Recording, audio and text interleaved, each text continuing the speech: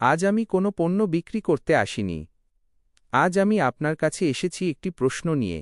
আপনি কি কখনো ভেবে দেখেছেন গত ৪০ বছরে আমাদের এই পৃথিবীটা ঠিক কতটা বদলে গেছে? আমার বয়স এখন ৫০ বছর। এই দীর্ঘ সময়ে আমি নিজের চোখে একের পর এক পরিবর্তন দেখতে পেয়েছি। আমার স্পষ্ট মনে আছে, যখন ছোট ছিলাম একটা ডিমের দাম ছিল মাত্র ৮০ পয়সা। আর আজ সেই একই ডিম কিনতে ১৫ থেকে ১৬ টাকা লেগে যায়।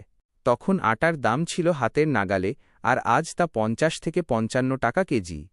একসময় আমাদের আশেপাশের প্রায় প্রতিটি পরিবারের নিজস্ব কিছু না কিছু জমি ছিল। কিন্তু আজ বহু মানুষ নিজের থাকার জায়গাটুকু ছাড়া আর কোনো জমির মালিক নন।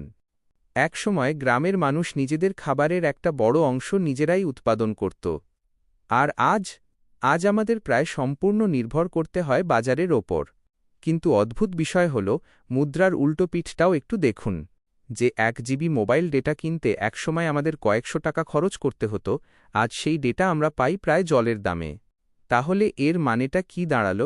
এর সোজা অর্থ হল, প্রযুক্তি দিন দিন সস্তা হচ্ছে, কিন্তু জীবন বাঁচিয়ে রাখার মৌলিক জিনিসগুলো, যেমন খাদ্য, জমি, চিকিৎসা, যদি চাকরি পাওয়া আরও কঠিন হয়ে দাঁড়ায়, যদি ছোট ব্যবসাগুলো টিকিয়ে রাখা অসম্ভব হয়ে পড়ে, কিংবা জলবায়ু পরিবর্তনের ধাক্কায় কৃষির ওপর নেমে আসে চরম বিপর্যয়, তাহলে বলুন তো, আপনি এবং আপনার পরিবার কি তার জন্য প্রস্তুত?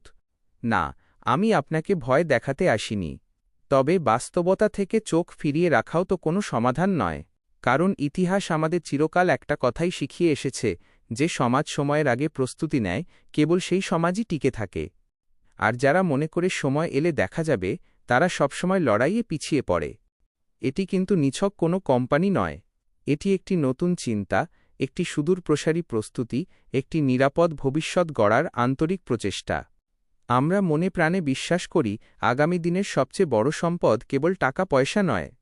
আসল সম্পদ হল খাদ্য উৎপাদনের দক্ষতা, নতুন প্রযুক্তিকে আপন করার ক্ষমতা, সঠিক জ্ঞান, একসঙ্গে হাত মিলিয়ে কাজ করার মানসিকতা এবং নিজের পরিবারের ভবিষ্যৎকে সুরক্ষিত করার সঠিক পরিকল্পনা। কারণ আমরা শুধু আজকের কথা বলি না, আমরা ভাবি আগামী প্রজন্মের ভবিষ্যৎ নিয়ে। মনে রাখবেন, আজকের প্রস্তুতি, আগামী প্রজন্মের নিরাপত্তা। আমি নিশ্চিত, প্রতিটি পার্ট দেখার পর আপনার আগ্রহ আর সচেতনতা বহু গুণ বেড়ে যাবে। তাই পরবর্তী পর্বটি দেখতে একদম ভুলবেন না। দেখা হচ্ছে খুব শীঘ্রই পরের পর্বে। ভালো থাকুন, সচেতন থাকুন।